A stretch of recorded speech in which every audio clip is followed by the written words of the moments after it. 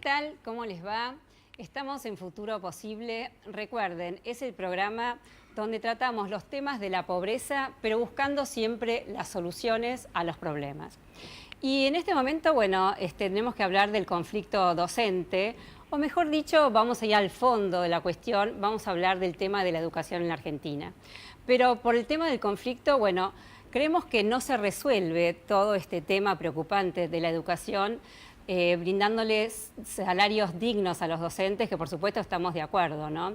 Hay un montón de chicos en este momento que no pueden comenzar el ciclo lectivo y bueno, esto es preocupante. Pero para dar algunas cifras interesantes, sabemos que hay 11,5 millones de chicos en el sistema educativo argentino, de los cuales 7,5 millones están en la escuela pública. Por eso, millones de chicos en este momento en la calle. Y uno se pregunta si había que llegar a una medida tan extrema. Bueno, vamos a hablar de ello. Pero por supuesto, como me gusta decir siempre en este programa, vamos a ir al fondo de la cuestión y el tema de la educación, ¿por qué es tan importante, ¿no? Los argentinos, la sociedad toma conciencia y se compromete en este tema, ¿por qué? Porque sabemos es una herramienta fundamental para salir de la pobreza. Por eso los especialistas que van a estar en unos minutos conmigo son dos invitados que son profesores. Por un lado está Axel Rivas, que es un estudioso en temas de educación, y también está Sergio Romero, que es secretario general de la Unión de Docentes Argentinos. Bueno, así que un tema muy interesante, vamos a hablar con ellos en unos segundos, como les dije, vamos a los auspicios y empezamos con el programa.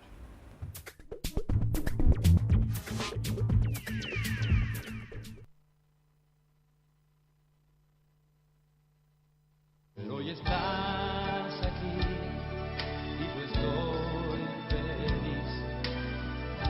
Es como un cielo que ahora vive en mí. Oh, no. Lo importante es ver que estamos juntos. Lo que más necesito es tu amor. Un amor de verdad que me hace llorar, llorar de emoción. Mi buen amor, que no sabe mentir, no sabe medir.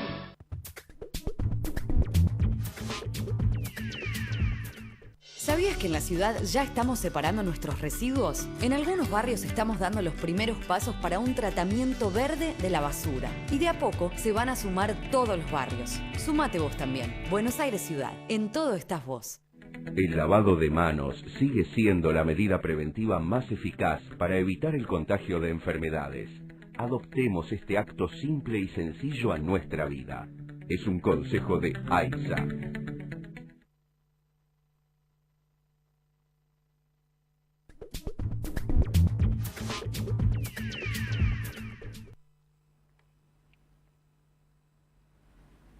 Y aquí estoy con mis invitados. Bueno, ellos, como les conté, son dos profesores.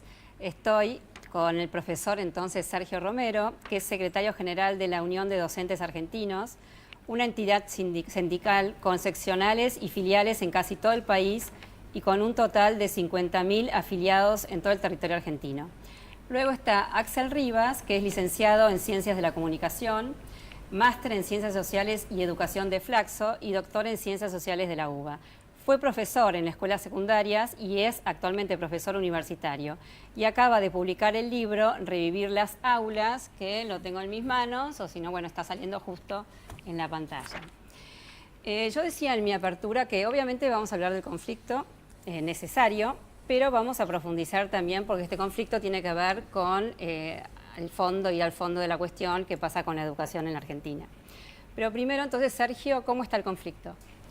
Bueno, lamentablemente en un terreno no deseado por nadie, porque nosotros, los trabajadores de la educación, somos los más interesados en solucionar este presente conflicto.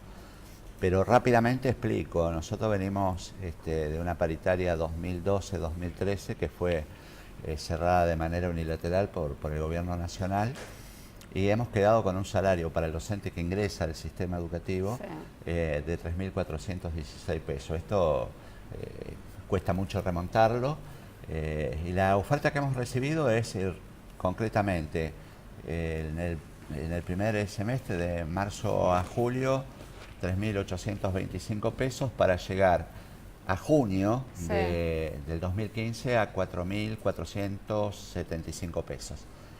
Si tomamos en cuenta este primer semestre de 3.825 pesos, significa que un docente debe vivir con 127 pesos por día.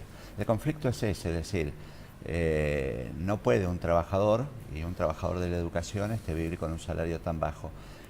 Queremos recomponerlo, el Estado tiene una mirada distinta en esto y se origina un conflicto en el cual nosotros, insisto, porque estamos siempre predispuestos, hemos puesto toda la predisposición para superar este escenario, pero es el Estado, es el gobierno concretamente el que tiene la disponibilidad y debe fijar las prioridades. Nosotros creemos que la educación es una prioridad y que por lo tanto debe atender este requerimiento totalmente razonable y totalmente legítimo.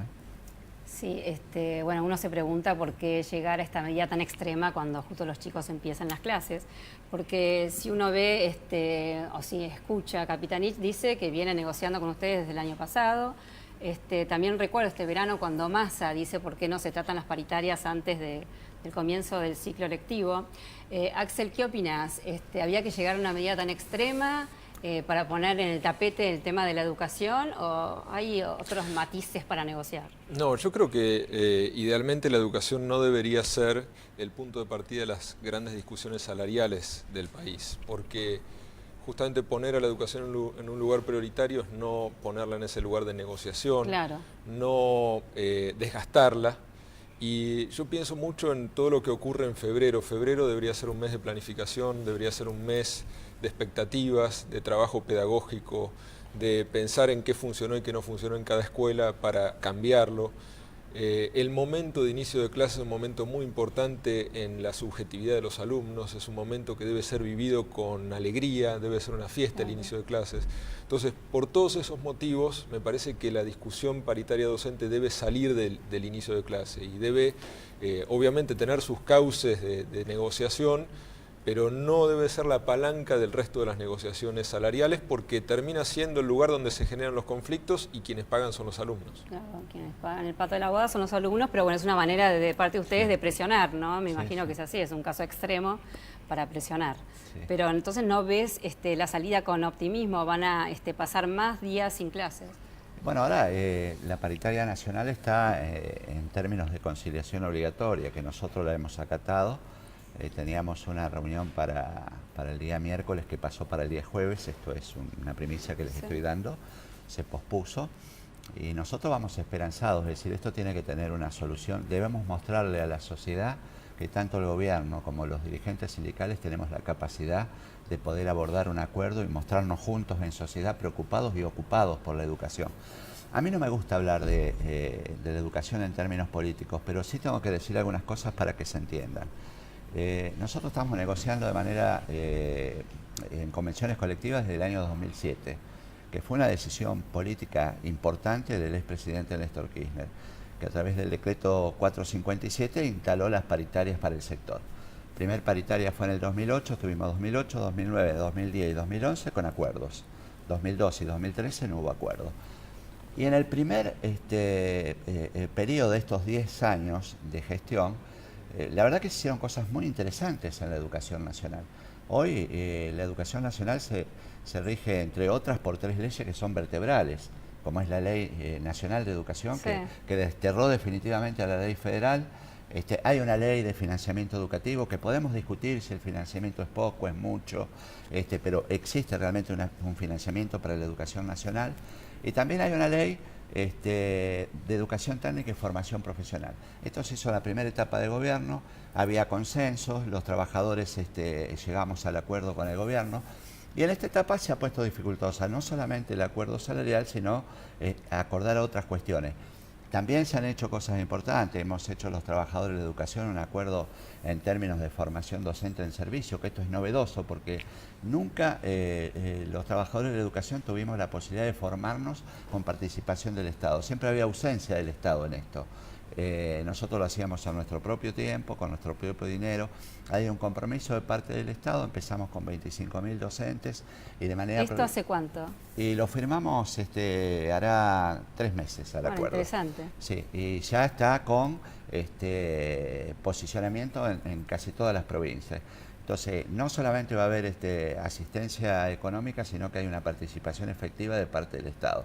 También hay planes para hacer abordajes de falencias que tiene el sistema educativo. O sea, hay cosas que se han hecho bien, pero lo que no se está haciendo bien es tener previsibilidad en la negociación, claro, y hacer otro tipo de abordaje. Algo que nosotros hemos planteado, que yo creo que él lo va a poder precisar, porque en su relato yo notaba hacia dónde él iba y comparto totalmente.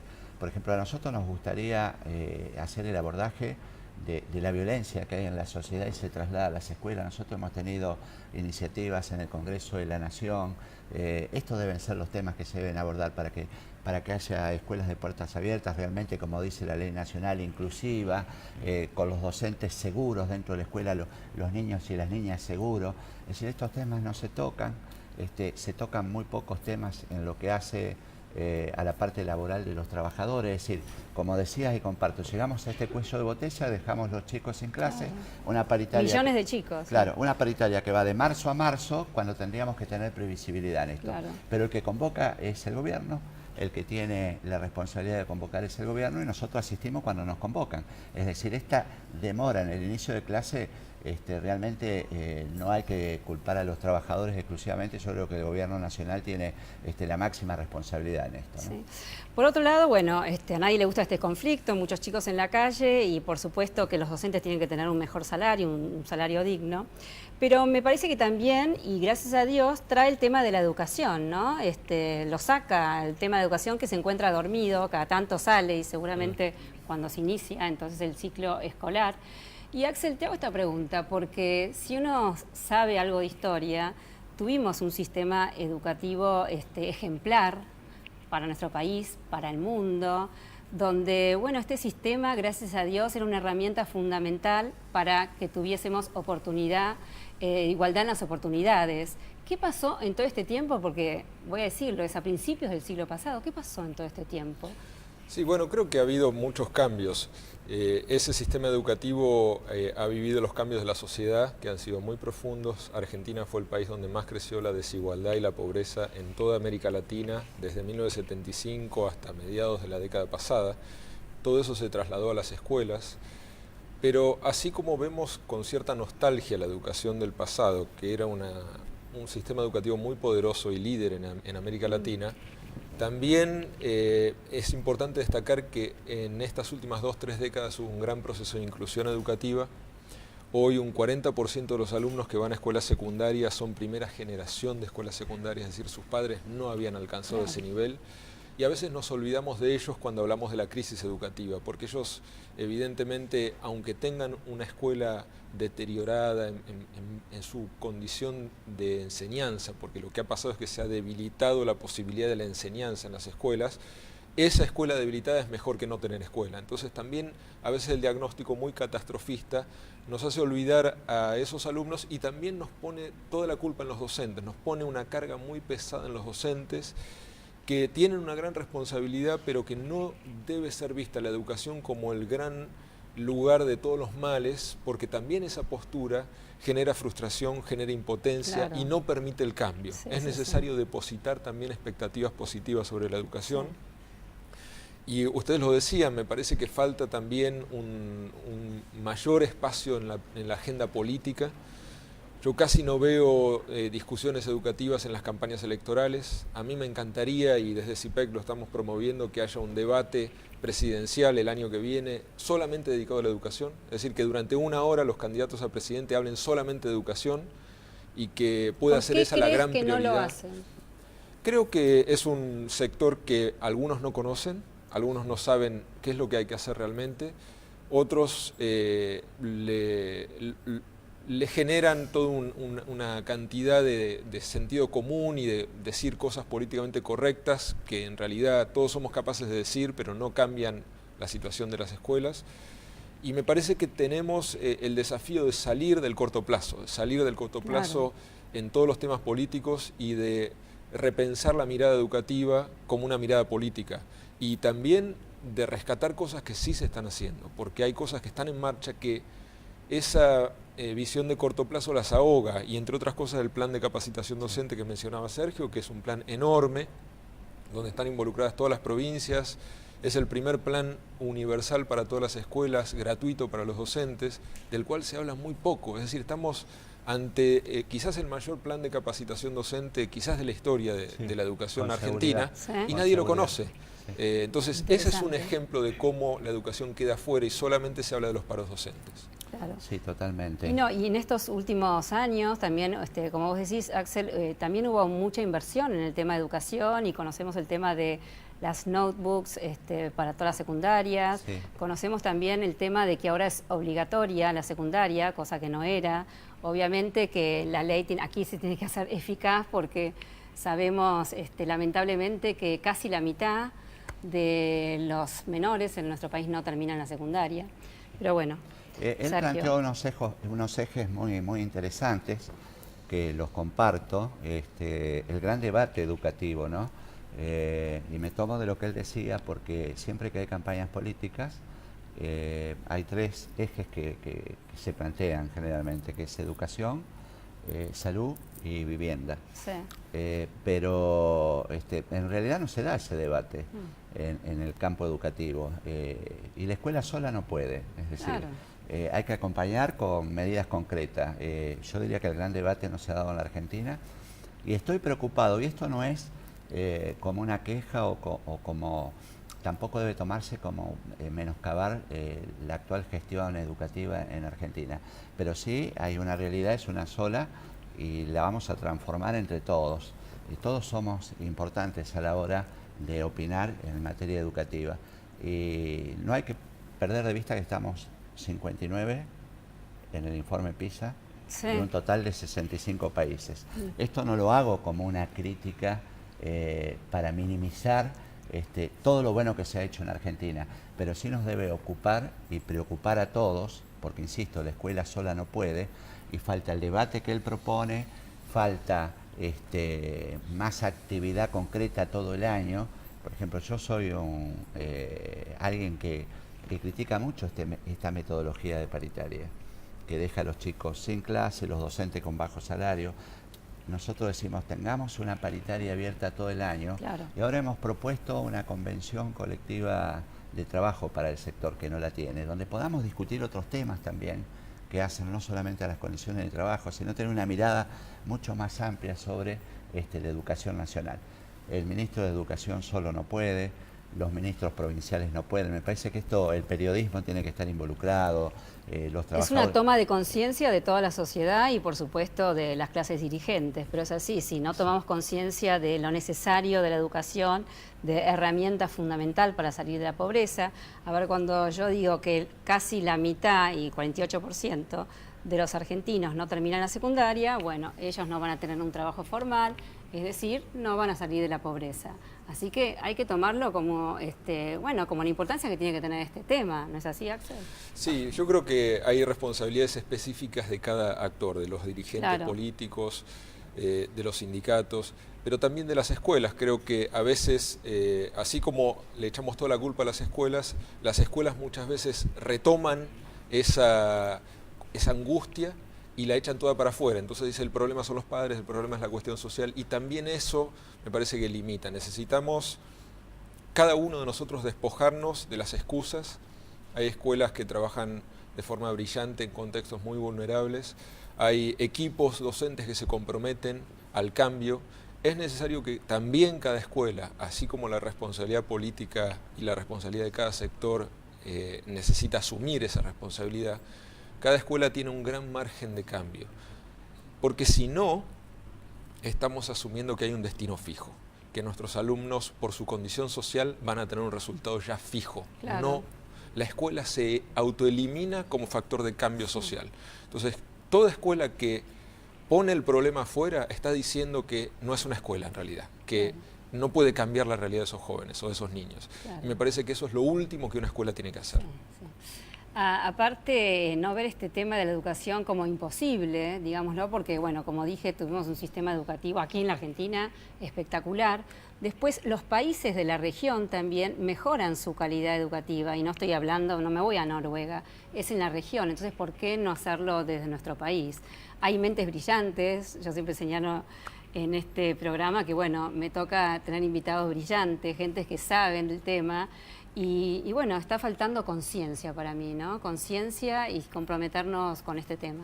Falta conciencia y yo creo que hasta en el trato cotidiano tenemos que mejorar. Porque si uno escucha, no me voy a referir a nadie en particular, pero se ha dicho muchas veces últimamente de manera peyorativa, ¿qué más quiere ganar un docente si trabaja 4 horas? Esto es un desconocimiento absoluto y total de la realidad de un trabajador de la educación. Si tiene 3 meses de vacaciones, ¿cómo puede ganar, pedir más salario? Entonces, me parece que cuando uno transmite y comunica, debe hacerlo de manera correcta, porque le está hablando a los padres, le está hablando a los chicos. Entonces uno se pregunta y dice, ¿por qué hay actos de violencia dentro de las escuelas? Porque a veces cuando comunicamos mal, le faltamos el respeto al maestro, cuando todavía actualmente en otras partes del mundo el maestro es una figura muy respetada. Claro. Es decir, acá hasta con el mensaje estamos desprestigiando. A mí me parece que la educación la tenemos que cuidar entre todos, porque insisto, la escuela sola no puede, todos tenemos que involucrarnos y tener un mensaje más acorde a este cambio que él mencionaba que debe darse, pero con todos adentro. Es decir, cuando entramos a menoscabar a un sector, y particularmente a este sector que es vertebral dentro del sistema, que somos los educadores, se nos complica la cosa. Claro. Por eso digo, entre todos y con todos. Sí. Tenemos los últimos minutos del programa y, como les conté, siempre tratamos de buscar las soluciones, ¿no? Y así las soluciones prácticas. Axel. Sí, creo que hay temas pendientes que han quedado propuestos, pero se tienen que implementar. Uno de ellos, para mí fundamental, es la escuela de jornada completa en el nivel primario para los sectores más vulnerables y especialmente en los ámbitos urbanos, marginales. La escuela de jornada completa como un vehículo de transformación de la escuela primaria, como un lugar donde la escuela se enriquece, tiene tiempo para hacer proyectos, para repensar la enseñanza. Ahí me parece que hay un gran nudo que necesita recursos, pero que puede tener mucha potencia de redistribución, el poder del Estado de redistribuir la riqueza material y simbólica. Y al mismo tiempo creo que la clave siempre de fondo son los docentes, es mejorar su formación, es mejorar su puesto de trabajo, un salario que incluya todo lo que un docente tiene que hacer en su trabajo. A veces hablamos de los países que tienen los mejores resultados en las pruebas PISA. Sí. Y desconocemos que todos los países desarrollados tienen en su puesto de trabajo incorporado en el sueldo la preparación de clases, corrección de alumnos, tutoría a alumnos, atención de padres. Es un puesto integral. Eso falta, pero también como falta mejorar el salario para cubrir todo lo que un docente hace, que son muchas más que 4 horas en el caso de un docente de primaria.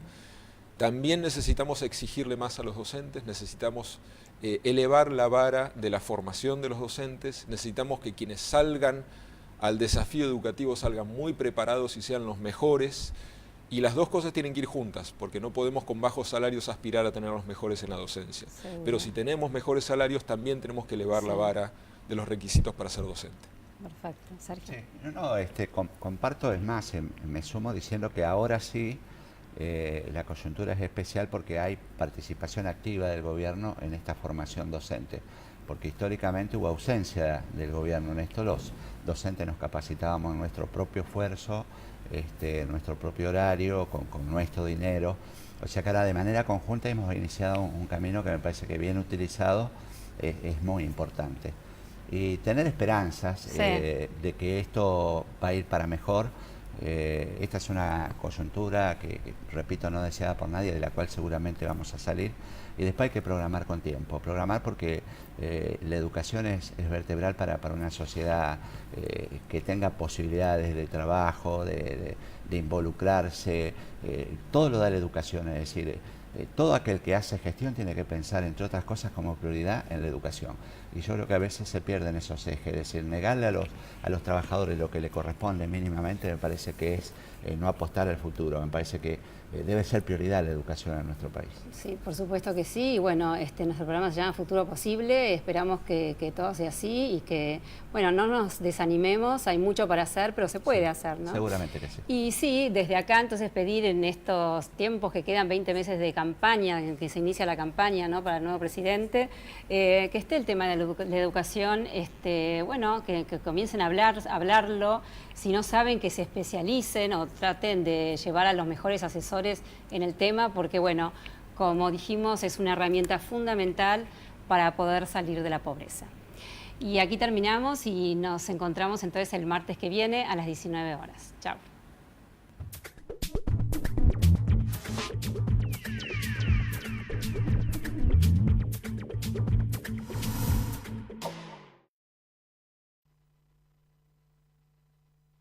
Hoy estás aquí y yo estoy feliz. Es como un cielo que ahora vive en mí. Oh, no. Lo importante es ver que estamos juntos. Lo que más necesito es tu amor, un amor de verdad que me hace llorar, llorar de emoción. Mi buen amor, que no sabe mentir, no sabe medir.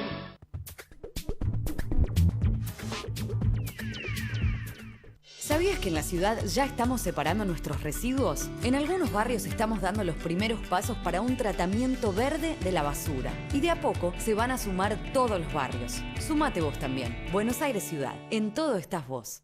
El lavado de manos sigue siendo la medida preventiva más eficaz para evitar el contagio de enfermedades.